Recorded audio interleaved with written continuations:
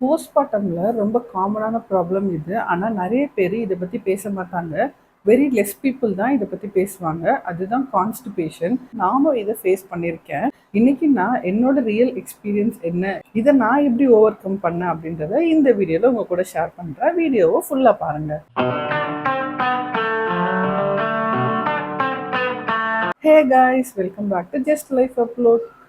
போஸ்ட்மார்ட்டம்ல நம்மளுக்கு கான்ஸ்டிபேஷன் வர்றதுக்கு main reason என்ன அப்படின்னு பார்த்தீங்கன்னா, நம்மளுக்கு வாட்டர் இன்டேக் ரொம்ப கம்மியாவே எடுத்திருப்போம். அண்ட் பாடி வந்து நம்மளுக்கு வந்து ரொம்பவே வீக் ஆயிருக்கும் டெலிவரிக்கு அப்புறமா. அண்ட் நம்ம வந்து பெருசா மூவ்மெண்ட் எதுவுமே பண்ணியிருக்க மாட்டோம். அண்ட் நம்மளுக்கு வந்து ஸ்டிச்சஸ்க்கான ஃபியருமே கண்டிப்பா இருக்கும். இதனால நம்மளுக்கு டைஜஷன் வந்து நல்லாவே ஸ்லோ ஆகும். நம்ம நார்மல் டெலிவரி பண்றோமோ, இல்ல சி செக்ஷன் பண்றோமோ, எப்படி பண்ணியிருந்தாலும் நம்மளுக்கு கண்டிப்பா பாடி பயங்கரமா வீக்கா தான் இருக்கும்.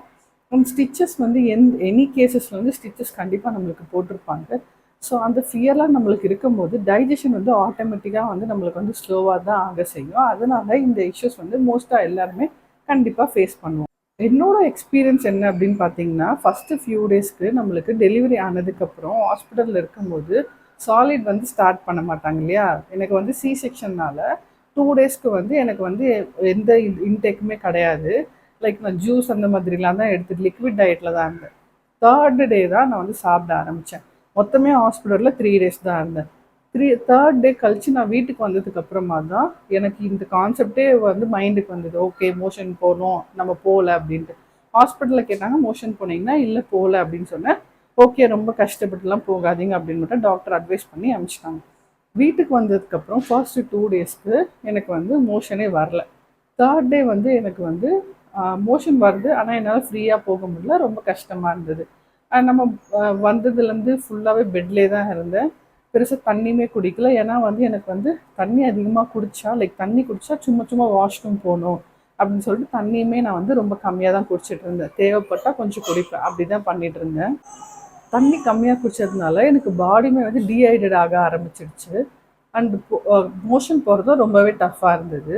ஒரு 2 டேஸ்க்கு இந்த இது இருந்தது. அதுக்கப்புறமா நான் என்ன பண்ணேன் அப்படின்னு பார்த்தீங்கன்னா, இன்னொன்று என்னென்னா, எனக்கு வந்து மம்மி வந்து டீ காஃபி கொடுத்தாலுமே வந்து ஸ்டிச்சஸ் போட்டிருக்கிறதுனால புண்ணு வந்து ஹீல் ஆகணும், ஹூண்டு வந்து ஹீல் ஆகணும் அப்படின்னு சொல்லிட்டு சூடாலாம் குடிக்கக்கூடாது அப்படின்னு சொல்லிட்டாங்க. எது கொடுத்தாலுமே காஃபி டீ எது கொடுத்தாலுமே எனக்கு வந்து நல்லா ஆற்றி தான் கொடுப்பாங்க.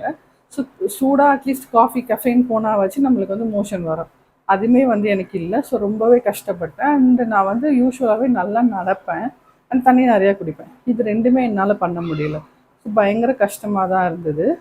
அண்ட் ஒரு 3 டேஸ் 4 டேஸ் அப்படி டஃப்பாக இருந்தது. எல்லாரும் சொல்லுவாங்க மோஷன் ரொம்ப கஷ்டப்பட்டு போகக்கூடாது டெலிவரிக்கு அப்புறம் அப்படின்னு. அது கேட்கும் போது நம்மளுக்கு அந்த அளவுக்கு வந்து ஒரு இது இருக்காது இல்லையா. அது ஆக்சுவலாக அது வந்து கோத்ரூ பண்ணும்போது அதோட பெயின் புரியுது. மோஷன் வருது, ஆனால் மோஷன் போக முடியல.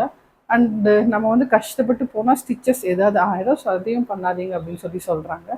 அதனால் வந்து நான் வந்து ப்ரெஷரும் போடலை. என்னால் மோஷனும் போக முடியாமல் இப்படியே ஒரு 3 to 4 டேஸ் எனக்கு இருந்து. நான் இதை எப்படி ஓவர் கம் பண்ணேன் அப்படின்னா, காலையில் எழுந்தோடனே ஒரு டம்ளர் தண்ணி குடிப்பேன். யூஸ்வலாக இதெல்லாம் நான் ப்ரெக்னன்சிலேயும் பண்ணிட்டு இருந்தேன். நார்மலாகவே என் லைஃப் ரொட்டீன் தான் இது. ஆனால் வந்து டெலிவரிக்கு அப்புறம் இதை நான் மறந்துட்டேன். இப்போது வந்து ஸ்டார்ட் பண்ணேன். லைக் காலையில் எழுந்தோடனே ஒரு பெரிய டம்ளரில் வந்து தண்ணி குடிச்சிருவேன். அந்த தண்ணி வந்து லைட்டாக வார்மாக வந்து குடிக்க ட்ரை பண்ணேன். அண்ட் த்ரூ அவுட் த டே நான் வந்து பாடியை வந்து ஹைட்ரேட்டடாகவே வச்சுருந்தேன். நிறைய தண்ணி குடித்தேன். அண்ட் ஒரு மீல் சாப்பிட்டதுக்கப்புறம் லைட் மூமெண்ட் வீட்டுக்குள்ளேயே என்னால் முடிஞ்ச அளவுக்கு பெயின் வந்தது அப்படின்னா வாக் பண்ணுறது ஸ்டாப் பண்ணிடுவேன். அதுக்கு முன்னாடி வரைக்கும் வாக் பண்ணுவேன். ஒரு மேக்ஸிமம் என்னால் ஒரு 5 மினிட்ஸ் நடக்க முடிஞ்சுது. எவ்ரி மீல் சாப்பிட்டதுக்கப்புறம் ஒரு 5 மினிட்ஸ் வந்து நான் வந்து ரூம்குள்ளேயே நடந்துக்கிட்டேன். வீட்டுக்குள்ளே ரூம்குள்ளே இப்படியே வந்து நடந்துக்கிட்டேன்.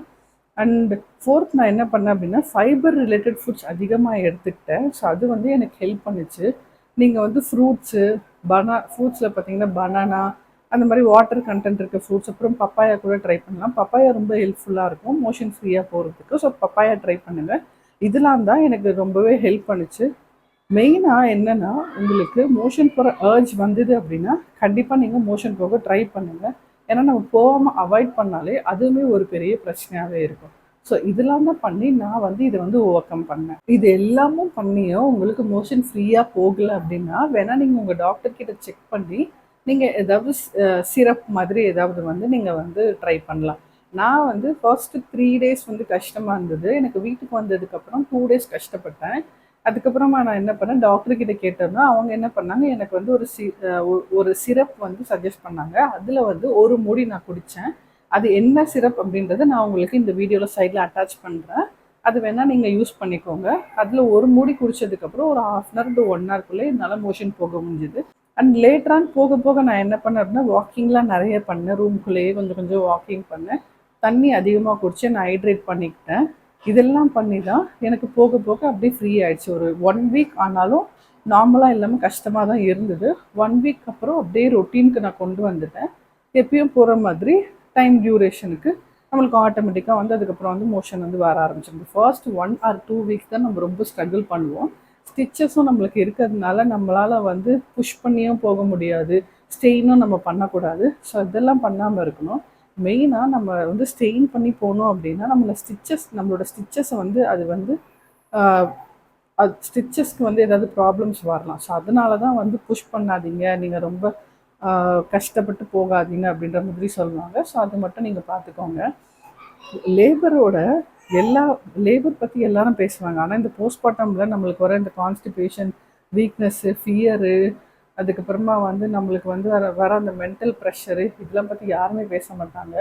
இது எல்லாருமே கோத்ரூ பண்ணுறது தான். இது பெருசாக பேசணுமா அப்படின்னா, இது ஒருத்தருக்கு ஒரு ஒரு மாதிரி இருக்கும். நம்ம அதை எப்படி ஓவர் கம் பண்ணுறோம், எந்த மாதிரி ஃபேஸ் பண்ணுறோன்றதை பொறுத்து தான். ஸோ நம்ம எப்படி லேபரை வந்து ஸ்ட்ராங்காக வந்து ஓவர் கம் பண்ணுறோமோ, அந்த மாதிரி போஸ்ட்மார்ட்டமில் இருக்க ஒரு ஒரு இதையும் வந்து நம்ம வந்து ஓவர் கம் பண்ணணும். எல்லாத்தையும் நம்ம ஸ்லோவாக போக போக ஓவர் கம் பண்ணிட்டு வந்துடுவோம்.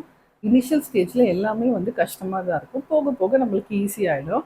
அந்த மாதிரி போஸ்ட்மார்ட்டமும் நம்மளுக்கு போக போக எல்லாமே வந்து ஈஸி ஆகிடும். ஸோ இப்படி தான் நான் என்னோட கான்ஸ்டிபேஷனை வந்து ஓவர் கம் பண்ணேன்.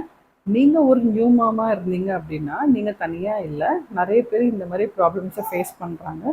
ஸோ இதை ஈஸியாக நம்ம ஓவர் கம் பண்ணிட்டு வந்துடலாம். இந்த மாதிரி மதர்ஹுட் ரிலேட்டட் வீடியோஸ்க்கு என்னோட சேனலை ஃபாலோ பண்ணிக்கோங்க.